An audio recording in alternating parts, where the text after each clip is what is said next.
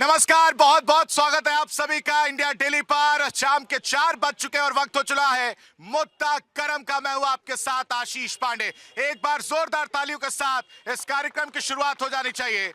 मुद्दा करम का वक्त हो चुका है और आज मुद्दा जो गरम है उससे परिचय आप लोग को करा दे, उससे रूबरू आपको करा दे कि वंदे मातरम को लेकर जिस तरह से घमासान मचा हुआ है, एक के बाद एक बयान देखने को मिल रहा है। एक तरफ वंदे मातरम को अनिवार्य किया गया है, जबकि दूसरी तरफ कई लोग इसके विरोध में नजर आ रहे हैं। इसी पर करेंगे चर्चा। तमाम मेहमान हमारे साथ जुड़ चुके हैं, सबका परिचय करा देते हैं एक बार तालियों के साथ। मेहमानों का परिचय करा देते हैं। हमारे साथ आलोक वत्स जी बीजेपी की तरफ से, बीजेपी का पक्ष रखने के लिए हमारे साथ जुड़े हैं। बहुत बहुत स्वागत है आलोक जी। हमारे साथ मुन्ना खान साहब हमारे साथ जुड़े, बहुत बहुत स्वागत है मुन्ना खान जी आपका भी। हमारे साथ राहुल तलान साहब भी हमारे साथ जुड़े, बहुत बहुत स्वागत राहुल तलान जी। हमारे साथ अतुल मिश्रा हमारे साथ जुड़े, बहुत बहुत स्वागत है आपका भी। और साथ ही साथ संजय मिश्रा हमारे साथ जुड़े, बहुत बहुत स्वागत है। एक बार जोरदार तालियां हो जाए। और सबसे पहले जनता का रिएक्शन लेना चाहेंगे, जनता से समझना चाहेंगे कि एक बयान सामने आता है जिसमें कहा जाता है कि मौलाना कौसर हयात खान जिनका नाम है, वो ये कहते हैं कि वंदे मातरम जो जानबूझकर थोपा जा रहा है और इससे जो मुस्लिम्स हैं वो हिंदू बनाने की टारगेट जो है वो बीजेपी सरकार करते हुए नजर आ रही है। क्या लगता है आपको? कुछ नहीं लग रहा है। कोई तो पक्ष होगा, कुछ तो सोच रहे होंगे आप। वंदे मातरम होना चाहिए नहीं होना चाहिए? अनिवार्य होना चाहिए नहीं चाहिए?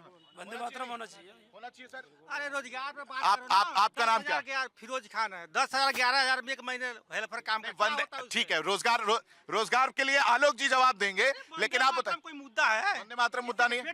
क्यों जो राष्ट्रगीत ठीक है, जो राष्ट्रगीत स्कूल कॉलेज कितना आपने सरकार बनवाई? ठीक है, इन सारे सवाल ठीक। वंदे मातरम नहीं गाएंगे? अरे वंदे मातरम क्या होगा? वंदे मातरम गाएंगे या नहीं? कुछ नहीं होना है। वंदे मातरम गाएंगे? क्या होना है? वंदे मातरम गाएंगे? पेट भरने वाला है वंदे अच्छा, अगर पुराने लोगों में जो राष्ट्रगीत आप क्यों नहीं गाएंगे? अरे हमारे मर्जी। ठीक है आलोक जी सब लोग ये कह रहे हैं कि हाँ, वो ये कह रहे हैं कि मुद्दा जो होना चाहिए, आप लोग रोजगार पे बात नहीं कर रहे हैं और वंदे मातरम पे पूछ रहा हो तो भागते हुए नजर आ रहे हैं। ऐसा क्यों है? देखिए, मौलवी साहब ने कहा कि रोजगार नहीं है, तो आपको मालूम है कि भारत चौथी सबसे बड़ी अर्थव्यवस्था में खड़ा हो गया है और यहाँ जितने भी लोग खड़े हैं, रोजगार का मतलब सिर्फ सरकारी नौकरी से नहीं होता है। अमेरिका जितना बड़ा विकसित देश है, वहाँ मात्र 1% आदमी सरकारी नौकरी में है। मैं यहाँ की जनता से पूछना चाहता हूँ, क्या यहाँ जितने लोग खड़े हैं उसमें से कितने बेरोजगार हैं? रोजगार कोई जनता जवाब दीजिए, कितने लोग बेरोजगार हैं यहाँ पर? फिरोज साहब को भी बताइए फिरोज साहब आइए, आप आगे आइए, शर्माइए नहीं। आप ही के लिए मुद्दा है, मुझे बताइए एक बार जोर से आवाज दीजिए, कितने लोग बेरोजगार हैं या नहीं? कोई बेरोजगार है यहाँ पर? वंदे मातरम होना चाहिए नहीं होना चाहिए? अब क्या कहेंगे आप? रोजगार है, कितने पैसे मिले? ठीक है, रोजगार पे वो जवाब तो दे रहे हैं। 500 रुपए दिहाड़ी, 550 वो आइए, आप अंदर आइए। आपको आलोक जी आपके लिए आइए आलोक जी, रोजगार पर जवाब मांग रहे हैं लेकिन वंदे मातरम पर नहीं बोल रहे हैं। मैं मौलवी साहब, यहाँ पर जितने लोग हैं उन्होंने कहा हम बेरोजगार नहीं हैं। अब आपसे मैं एक चीज पूछना चाहता हूँ। नहीं, अम्मा को अम्मा कहिएगा कि नहीं? तो भारत माता को जय कहिएगा कि नहीं? उससे मैं बता रहा हूँ।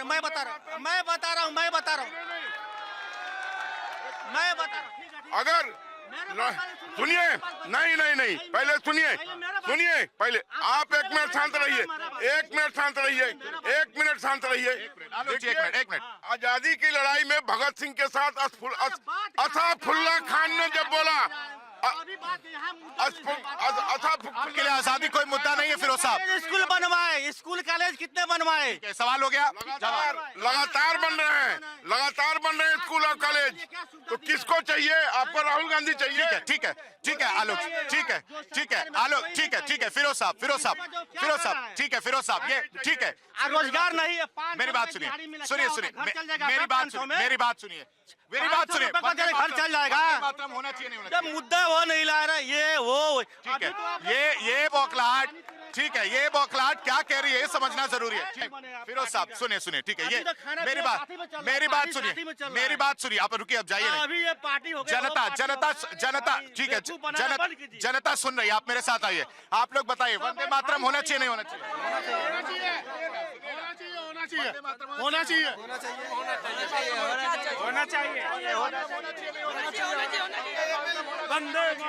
वंदे मातरम होना चाहिए नहीं होना चाहिए, होना चाहिए नहीं होना चाहिए, अब बताइए। ठीक है, और एक ये मुद्दा हो गया। आलोक जी ठीक है, बताइए।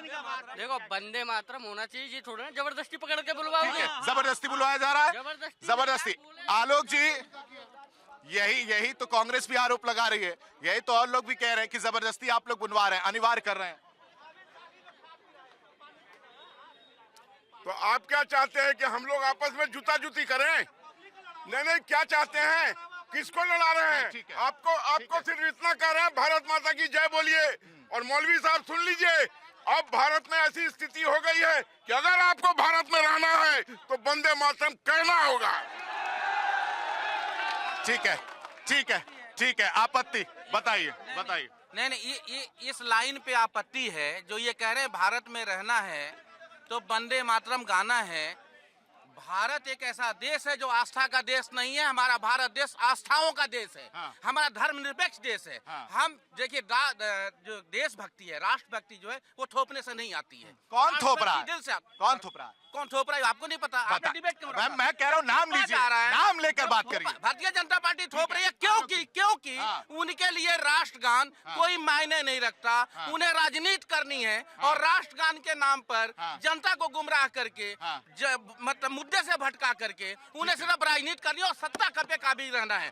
जनता को अशिक्षित बनाना है, बेरोजगार बनाना है, लेकिन वंदे मातरम कहलवाना है। क्योंकि इन्होंने जो उदाहरण अमेरिका का दिया, राष्ट्र में कितने देश हैं, विश्व में कितने देश हैं, आजकल अमेरिका हावी है भाजपा के दिमाग पे। डायरेक्शन इनको अमेरिका से मिल रहा है। एहसान अब्बासी साहब भी आ रहा हूँ सर, आ रहा हूँ हमारे साथ। एहसान अब्बासी साहब भी जुड़े, आ रहा हूँ आलोक सर,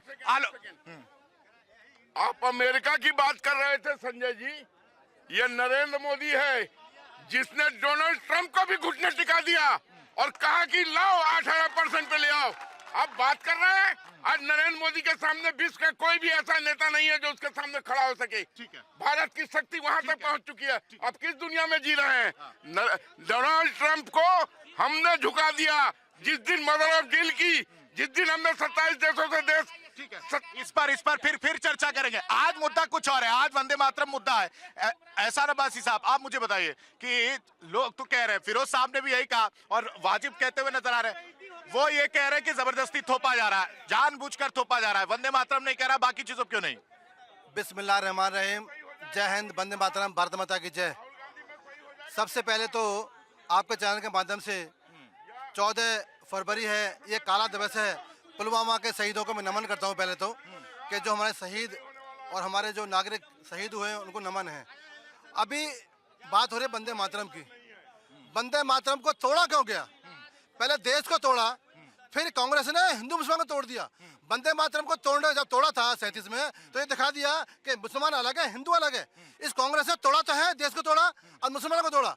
रही बात है कि हदीस में जिक्र है, ये खड़े हैं, इनको साथ पढ़े नहीं होंगे, फरमाया है कि ऐ मुसलमान हो जिस देश में रहो उस देश से मोहब्बत करो। ऐ मुसलमान हो जिस देश में रहो उस देश से कानून को मानो। ऐ मुसलमान हो जो जिस देश में रहो उस देश के बादशाह का एहतराम करो। क्या हम कर पा रहे? कानून बनाया है, क्या अपराध नहीं हो रहे? कानून बनाया है, क्या कत्ल नहीं हो रहे? कानून बना रहा है, क्या रेप नहीं हो रहे? मुसलमान को ये कहना चाहिए कि हम देश के वासी हैं। वंदे मातरम ये तो उनका तराना है जो हंसते हंसते शहीद हो गए। हमें गर्व है उन पर कि देश आजाद कराया। फिरोज साहब को नहीं है, फिरोज साहब तो कह रहे कि हम वंदे मातरम नहीं गाएंगे।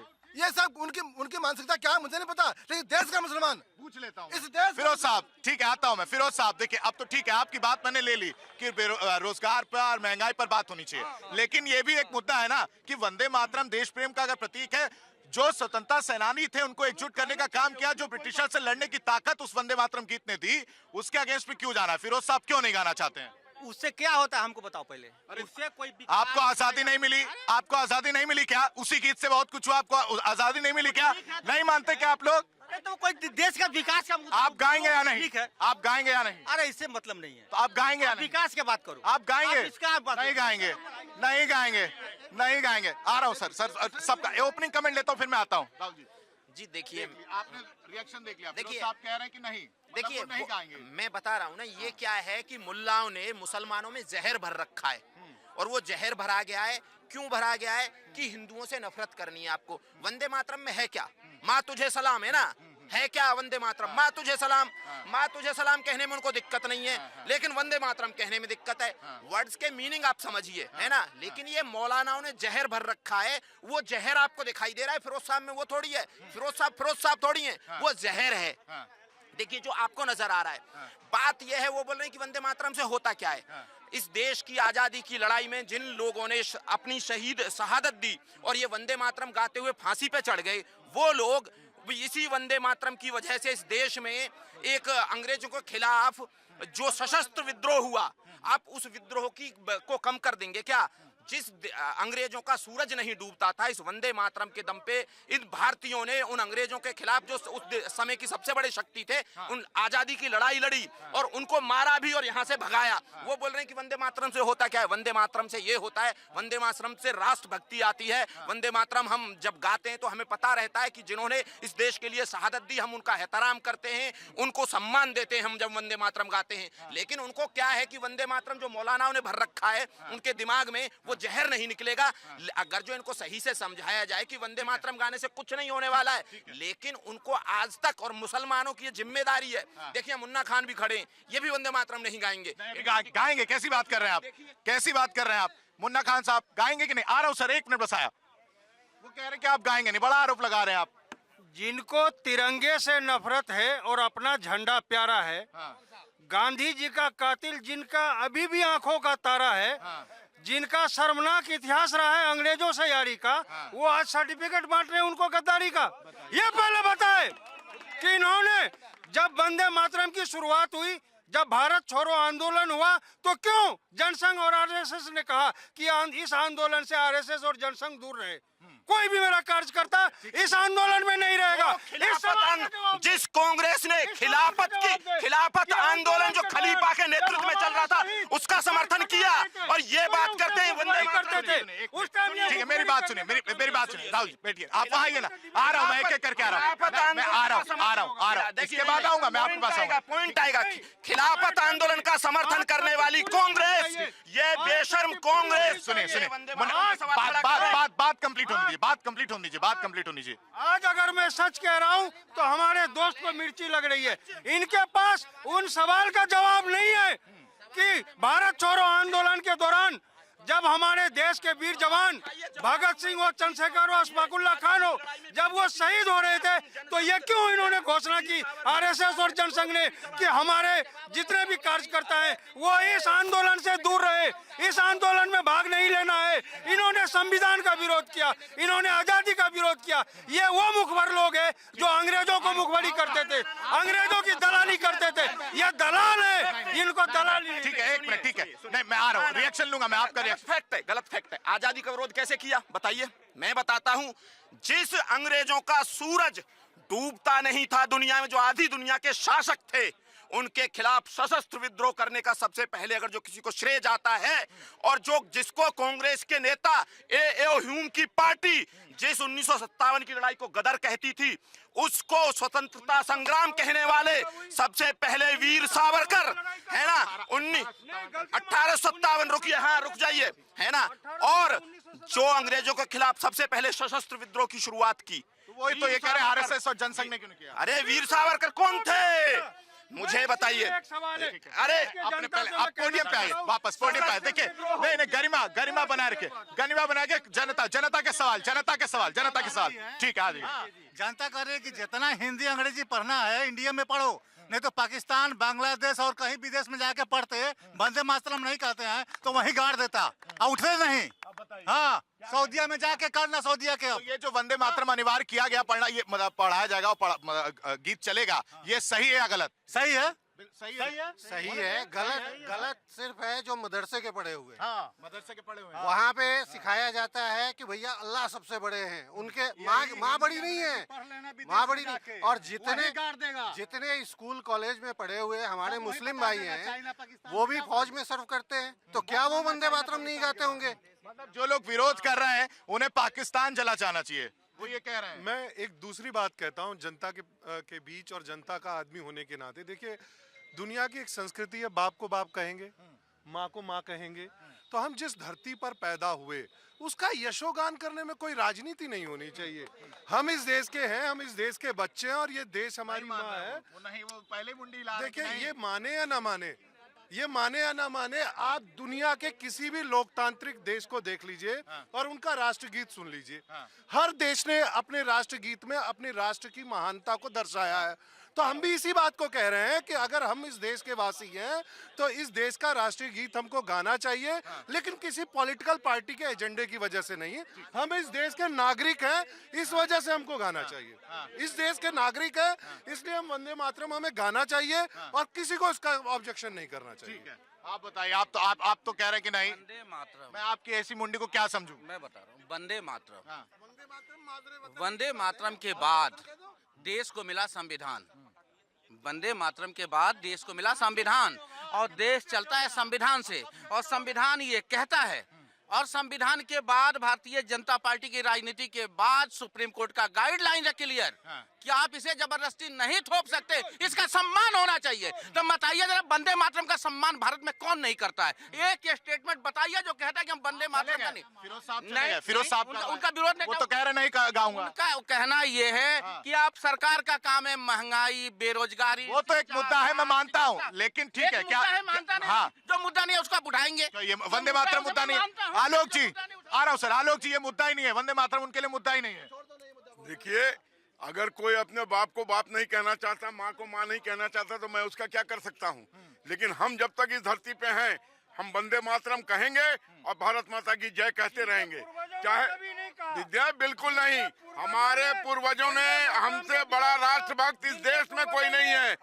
इस देखिए, वीर सावरकर ने सबसे पहले विद्रोह किया था अंग्रेजों के खिलाफ, और काला पानी की सजा सबसे ज्यादा उन्होंने काटी थी। ये देखिए, गलत बात मत कीजिए। और अगर भगत सिंह के साथ अशफाकुल्ला खान बोल सकते हैं वंदे मातरम, तो आपको बोलने में क्या तकलीफ है? बताइए। नहीं, संविधान, ये देश संविधान से चलता है और संविधान हमें कहता है कि अगर मैं नहीं बोलूं तो किसी की ताकत नहीं है कि हमसे बुलवा ले। हाँ, सम्मान करना मेरा अधिकार है, मैं इस देश में रहता हूँ, देश हमारे लिए सर्वोपरि है, तो सम्मान की बात है। आप किसी को जबरदस्ती नहीं कहलवा सकते, नहीं गलवा सकते। उसके इच्छा अनुसार अगर वो गा सकता है तो गा ले, नहीं तो आप उस पर प्रेशर नहीं डाल सकते। दूसरी बात, इन सारे मुद्दों को भटकाने के लिए कहीं ना कहीं भारतीय जनता पार्टी शमशान, कब्रिस्तान, हिंदुस्तान, पाकिस्तान, इन मुद्दों की बात लाती है। मैं आपको कहना चाहता हूँ कि ये बताए इनका वादा क्या हुआ। जो वादा था उसमें इनका काम आधा भी हुआ है। तो जनता ने जवाब दिया था, वो तो कह रहे हैं कि सब रोजगार वाले। नहीं, अभी पूछिए, सबने तो जवाब दिया है। दिया नहीं दिया या नहीं दिया? अभी पूछा था रोजगार पे, आप कहाँ एक भी हाथ उठा था? आपको शर्म नहीं आती है झूठ बोलते हुए? देखिए, $4 ट्रिलियन की इकोनॉमी हुई है तो रोजगार जनरेट हुए हैं, इसमें कोई शक नहीं है ना। अगर जो पैसा बढ़ रहा है लोगों के पास तो रोजगार जनरेट हो रहे हैं। तो एक तो ये चीज है। ये दूसरी बात बोल रहे हैं कि भाई वीर सावरकर वीर नहीं थे। मैं कहता हूँ वीर सावरकर वीर थे। ये वो लोग हैं जो माफियाओं से इनकी बात नहीं होते। ये माफियाओं के सामने जो सर झुका दिए, जिनके नेता माफियाओं के कुत्तों से हाथ मिलाते थे, ये उस आदमी के लिए वीर नहीं बोलते हैं जो अंग्रेजों के खिलाफ लड़ गया, सशस्त्र विद्रोह कर दिया। जबकि डर था कि जो दुनिया की सबसे बड़ी शक्ति है वो चाहे तो वो मार सकती थी, लेकिन निडर होके जो आदमी अंग्रेजों के खिलाफ लड़ा वो वीर नहीं तो क्या है? कुछ कहना, मैं आ रहा हूँ सर। अब्बासी साहब कुछ बहुत देर से कहना चाह रहे हैं, फिर पब्लिक से सवाल लूंगा। आशीष जी, राष्ट्रगीत और राष्ट्रगान ये दो आंखें हैं हिंदुस्तान की। ये धर्म जाति से बढ़कर हैं, मेरी जान से ही बढ़कर भी हैं। जनता क्यों नहीं मान रही है जो खड़ी है? कोई बात नहीं, मानेंगे। और वीर सावरकर जिंदाबाद, बाबू सुभाष जिंदाबाद, अशफाकुल्ला जिंदाबाद, शहीद भगत सिंह जिंदाबाद, मेरा संविधान जिंदाबाद और वंदे मातरम जिंदाबाद। हम क्यों नहीं गाएंगे? हमें गाने का अधिकार है। हमें इस्लाम कहता है कि ऐ मुसलमानों, इस देश से मोहब्बत करो, कानून से मोहब्बत करो। लेकिन कुछ मुट्ठी भर लोग हैं जो कि सत्ता पाना चाहते हैं, वो मुसलमानों को बगलाते हैं। इस देश का मुसलमान देश के साथ है, संविधान के साथ है, तिरंगे के साथ है और भारत माँ के साथ है। और जनता का जो रुझान है वो ठीक है। एक मिनट, अभी कांग्रेस के मित्र कह रहे थे कि आपने कुछ नहीं किया। भाई बंटवारा क्यों हुआ था? जिन्ना की गंदी सोच ने, जिन्ना की, एक मिनट, मंच मांग रहा, आ रहा हूँ, वो मंच मांग रहे हैं। सवाल ले लेता हूँ। इतने लोगों में पहले तो जोरदार तालियां होनी चाहिए इनके लिए, क्योंकि इतने लोगों में एक महिला आगे निकल कर आई और अपनी बात कहती हुई नजर आ रही है। आपका सवाल जितने लोग हैं इनसे पूछ सकती हैं। भैया मेरा सवाल ये है, बेरोजगारी तो है, 12,000 में इंसान अपने बच्चों का पेट भरेगा या किराया देगा? सिलेंडर इतना महंगा है, तेल इतना महंगा है, आटा इतना महंगा है, किराया इतना महंगा है, तो क्या करेगा आम इंसान? आलोक जी आप बताइए, ये इस सवाल से तो आप नहीं जा सकते। मैंने सवाल सुना नहीं। वो कह रहे हैं कि इतनी महंगाई है कि हम पैसा बचाएं कि खर्च करें, समझ नहीं आ रहा है। ठीक है,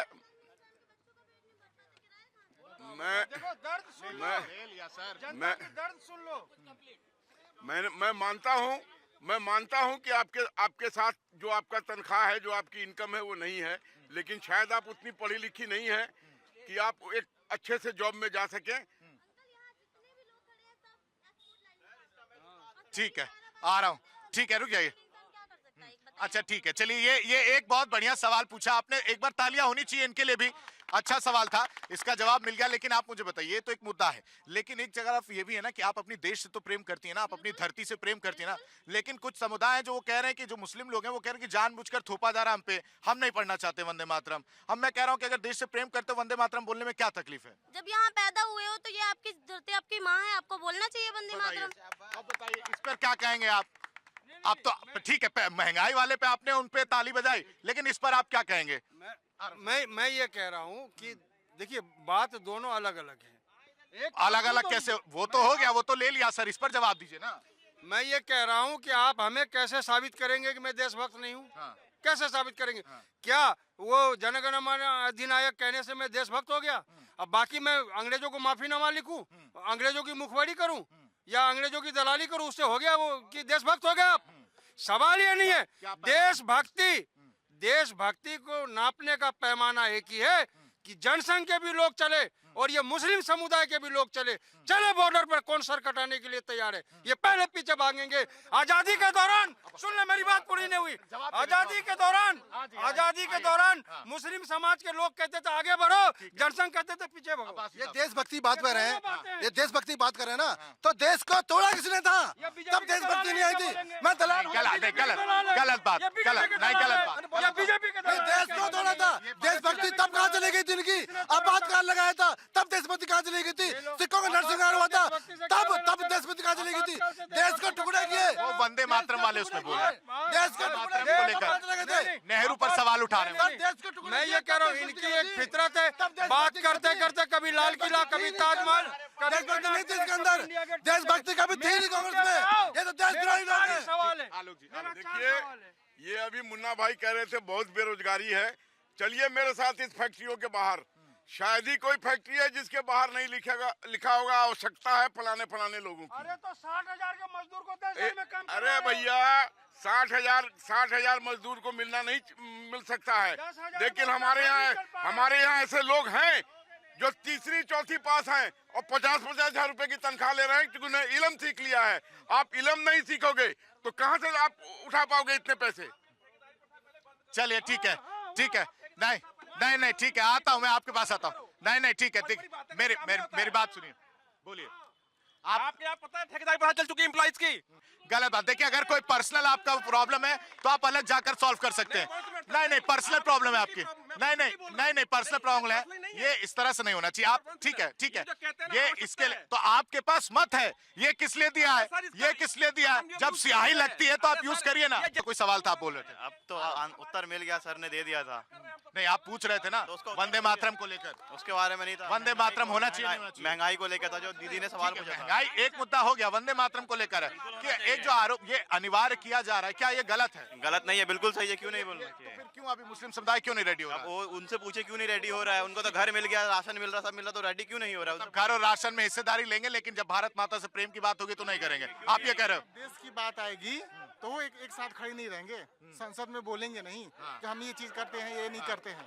लेकिन हर चीज में अगर गवर्नमेंट की सारी सुविधाएं, मकान हो, राशन हो, हर सबसे पहले उनका नाम रहता है। ठीक है, वंदे मातरम बोला जाए तो ये बीजेपी के कहने पे बोला जाएगा क्या? नहीं नहीं, बीजेपी कहने पे क्यों बोला जाएगा? वंदे मातरम कोई मुसलमान को किसी को भी दिक्कत नहीं है, वो बोलेंगे प्यार से। फिरोज साहब तो नहीं बोले। वो बीजेपी के डर के बारे थोड़ी लिखेंगे कि बीजेपी बोलेगी जब ही कहने आएंगे। अगर आपसे कहेगा बोलेंगे वंदे अब मातरम बोलेंगे तो अपनी मर्जी से बोलेंगे, किसी के कहने पर यही प्रेशर वाली बात जबरदस्ती नहीं कर सकते। हम अपने मर्जी से बोल सकते हैं। क्या नाम है आपका? सैयद हुसैन। आपका क्या नाम है? मेरा नाम रोल अमीन। ठीक है, आपका क्या नाम है? दीपक सिंह। ठीक है, आप लोग आइए जरा, आगे आइए, आगे आइए। आलोक जी सुनिए, नाम बताइए पहले। सैयद हुसैन। सैयद हुसैन साहब का सवाल है, सुनिए। हम वंदे मातरम तो बोल सकते हैं, लेकिन किसी के प्रेशर से नहीं बोल सकेंगे। प्रेशर में नहीं बोलेंगे। बोलेंगे जहाँ जरूरत होगा, जिस जहाँ पे होगा। आ रहा हूँ, आपका क्या नाम है? रोल अमीन। आगे आइए, नाम बताइए। रोल अमीन। आलोक जी, एक और सवाल। मैं कह रहा हूँ जबरदस्ती नहीं कर सकते किसी को। जबरदस्ती से क्या करना है? एक वंदे मातरम आज आया हुआ है, नहीं, बहुत पुराना बताइए। तो फिर आज क्यों? आज क्यों बोलवा रहा है ये सब? वो बंकिम चंद्र चट्टोपाध्याय जी जब लिखे थे, ये सब कहाँ थे? वो सब पैदा ही नहीं हुए होंगे, तो अभी बहस करने से क्या जरूरत है? अच्छा ठीक है, पहले लोग एक साथ होकर पढ़ते थे, लेकिन आज जब गीत गाने की बात हो रही तो क्या समस्या है? समस्या कुछ नहीं है। आज जब अच्छा नहीं, वंदे मातरम बोलिए, मुद्दा से भटकाने के लिए ये सब ले आते हैं, बेरोजगारी, महंगाई का। मतलब मेन मुद्दों से भटकाने की बात कही जा रही है, और साथ ही साथ कहा जा रहा है कि प्रेशर करके आप लोग नहीं करवा सकते ये काम। ये गलत फहमी में है कि कोई प्रेशर करके। सुन लीजिए भाई, आप बोल रहे थे तो हम सुन रहे थे। जैसे कि स्कूल में राष्ट्रगान होता है, शुरू में हम जब गए थे दूसरी तीसरी क्लास में तो हमको राष्ट्रगान में अटक जाते थे, लेकिन जब प्रैक्टिस किए तो आज पूरा राष्ट्रगान याद है। स्कूल और कॉलेज छोड़े हुए बरसों हो गए। अगर झंडे के नीचे या प्रेसिडेंट या कोई ऐसे आदमी के सामने अगर आपको राष्ट्रगान हो रहा है या राष्ट्रगीत हो रहा है, सम्मान में खड़े हो जाइए। गाने का मन है तो गाइए, नहीं गाने का मन है तो मत गाइए। कौन आपके ऊपर तलवार लगा रहा है? बात कही, इस पे तो ताली होनी चाहिए ना। आ रहा हूँ सर, आ रहा हूँ। मैं जानना चाह रहा हूँ, ये देखिए, नए नौजवान लोग हैं, इनको सबसे ज्यादा समझने की जरूरत है मुझे लगता है। वो ये बताइए, सम्मान में खड़े होने में क्या तकलीफ है? कोई मना कर रहे कोई थोड़ी मना कर रहे। ठीक है, वंदे मातरम वो गाने को तैयार है सम्मान में। सर जी ने बोला, सही बोला। जब सारे आदमी खड़ा है, हम लोग को खड़ा होना चाहिए, चाहे आपका मर्जी हो, गाओ ना गाओ, इसमें क्या है? लेकिन जो मौलाना लोग वो कह रहे हैं कि इसको जानबूझकर हमारी स्वतंत्रता पर हमला है, जानबूझकर थोपा जा रहा है, ये लोग क्यों कह रहे हैं? ये इस तरह से क्यों कह रहे हैं? वो जो बोलता है जानबूझ के कौन कह रहे हैं? और आप असली मुद्दा लाओ, रोजगार धंधा का बात करो। ये मुद्दा छोड़ो, गाओ तो पैसा ना मिले, ना गाओ तो पैसा ना मिले, पैसा लाओ, पैसा। आशीष जी, ये जो वंदे मातरम है, इस देश के मुसलमानों को आपत्ति नहीं है। कुछ मुट्ठी भर लोग हैं जो बरगलाते हैं। वंदे मातरम से, राष्ट्रगीत से, राष्ट्रगान से, तिरंगे से इस देश के मुसलमानों को आपत्ति नहीं है, क्योंकि इस देश के मुसलमान के पूर्वज इसी माटी में हैं। हमने इस माटी को नहीं छोड़ा कि हमारे पूर्वज थे।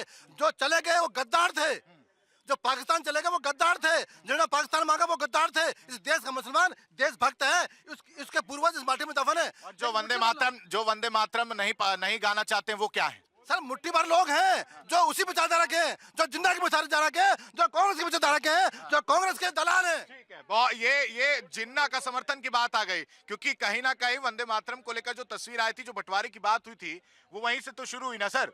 वो ये कह रहे हैं कि जो नहीं सपोर्ट कर रहे वो जिन्ना के हितैषी हैं। नहीं, वो ठीक कह रहे हैं। जिन्ना के सोच वाले हैं। बिल्कुल ठीक कह रहे हैं। जब आप क्या जिन्ना के सोच वाले हैं? सुन तो लीजिए, हम है कि कौन है अभी साबित हो जाए। इसीलिए तो मैं बोल रहा हूँ, बताना चाह रहा हूँ, जिन्ना के मजार पर चादर किसने चढ़ाया? किस सोच के नेता ने चढ़ाया? एकमात्र भारत के वो राजनेता आडवाणी जी थे जो जाकर चादर चढ़ाए, अदरवाइज कोई भी नेता नहीं। वो बेचारा बिल्कुल सही कह रहा है। वो क्या करे, मजबूर आदमी है बेचारा।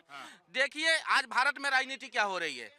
दो मुसलमान कौम को गाली दे रहा है, चार हिंदू को गाली दे रहा है। आपने देखा ना, अभी पोंगा पंडित एक पिक्चर आई थी, किसने बनाया? लोगों ने दिया कि एक्टर कौन है? ब्राह्मण। डायरेक्टर कौन है? ब्राह्मण। और विरोध करने वाले कौन है? ब्राह्मण। मैं ये कह रहा हूँ कि जिन्ना का समर्थक यही है। जिन्ना की पार्टी के साथ जब देश हमारा आजादी की लड़ाई लड़ रहा था, उस वक्त देखिए एक मिनट रुके, नहीं दोबारा माइक मत छीनेगा, रिक्वेस्ट है। नहीं सुनिए, एक मिनट सर, आप चलिए वहां चलिए। नहीं, एक रिक्वेस्ट मेरी है। नहीं ठीक है, मेरी बात सुनिए। ये दोबारा मत छीनेगा, क्योंकि इसको हम बहुत पूछते हैं। ठीक है, ये चीज मत छीने। विचारों का मतभेद हो सकता है, मैं मानता हूँ। समय पूरा दे रहा हूँ, अब आप बोलिए।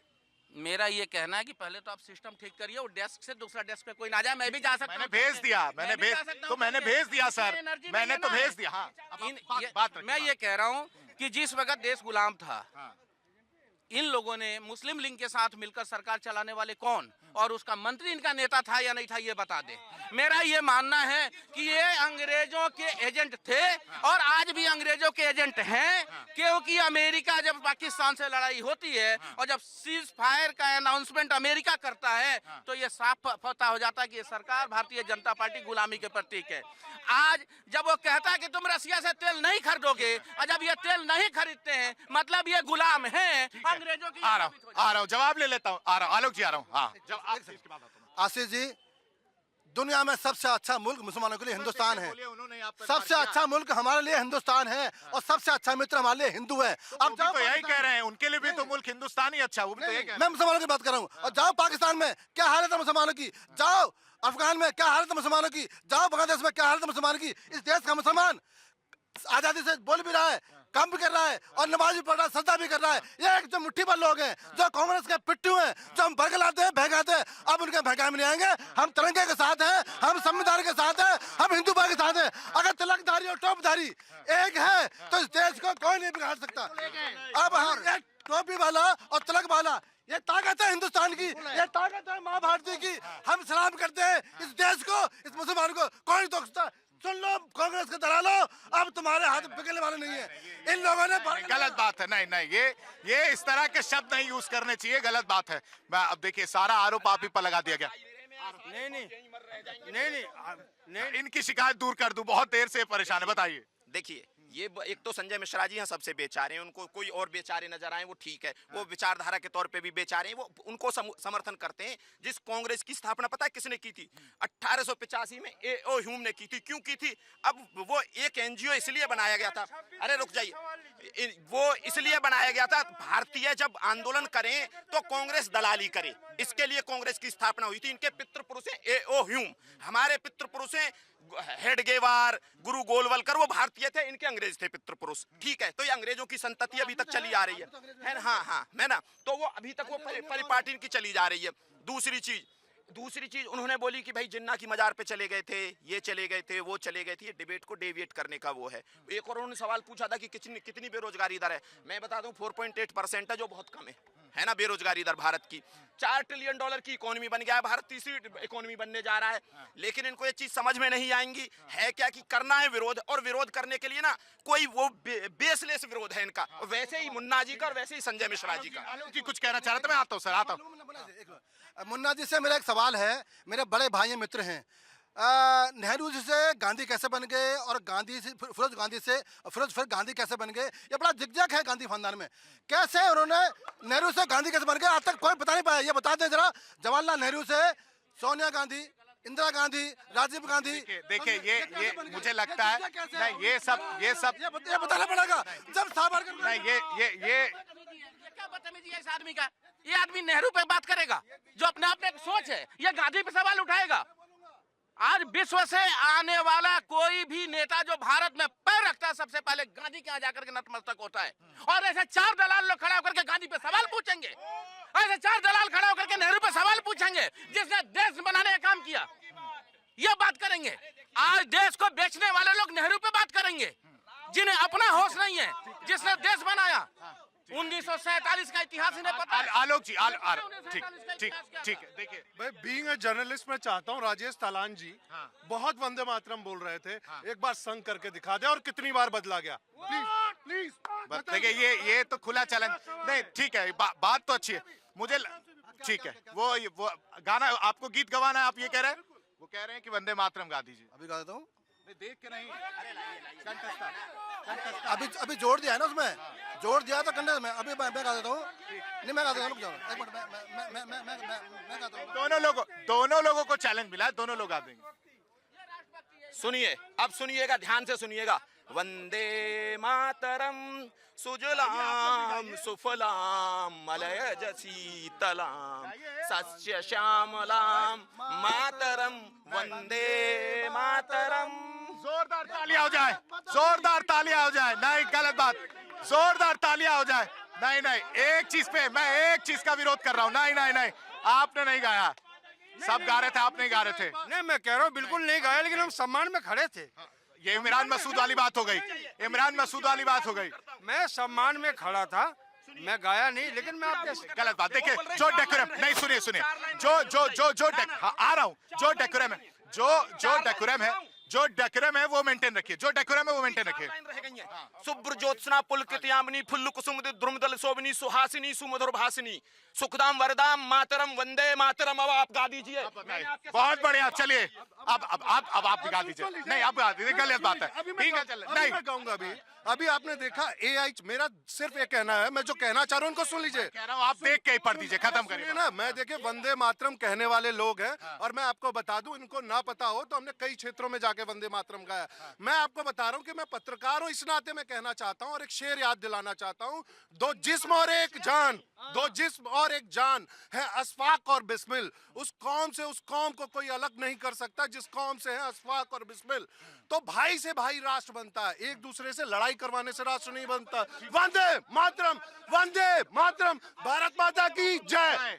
ठीक है, ठीक है। नहीं नहीं, आप आइए पीछे आइए। आलोक जी बहुत देर से नहीं कुछ कहना चाह रहे थे, मैं आ नहीं पाया। आलोक जी, हमको लगता है शुरू में हम लोग डिबेट कर रहे थे, बाद में हम लोग इम्तिहान दे रहे थे। उस इम्तिहान में पब्लिक दे दे किसको कितना नंबर देना है, लेकिन मेरे समझ से अब डिबेट अपने अंतिम चरण पे आ गया है। अब इसको जबरदस्ती खींचने की जरूरत नहीं है, जो जवाब देना था हम लोग दे चुके हैं। ठीक है मोना खान जी। नहीं, देश की जनता तो समझ रही थी कि कांग्रेस ये जो देश को कोई माय का लाल चला रहा है, लेकिन अब जिस तरीके से पथे तरह खुल रही है, अब लग लेकिन आपने नहीं गाया, देश को कोई दलाल चला रहा है। नहीं, अभी आप नहीं गाते हुए नजर आए। क्या नहीं, आपने नहीं गाया वंदे मातरम। तो पहले ही कहा, मैं तो डंके के चोट पे कहता हूँ हमने नहीं गाया। मैं सम्मान में जरूर खड़ा था और सम्मान में खड़ा रहूंगा, और राष्ट्रगान से किसी की देशभक्ति पे आप सवाल नहीं खड़े कर सकते। ठीक है, बहुत बहुत शुक्रिया आप सभी मेहमानों का हमारे साथ जुड़ने के लिए और अपनी राय रखने के लिए। फिलहाल मुद्दा गरम में अभी के लिए बस इतना ही। तमाम बड़ी खबरों के लिए आप बने रहिए इंडिया डेली के साथ। देखिए इंडिया डेली 24/7 अब आपकी स्मार्ट टीवी पर। इंडिया डेली मौजूद है सभी डिजिटल प्लेटफॉर्म पर लाइव और लगातार। इंडिया डेली 24/7 हर दिन राष्ट्र को समर्पित।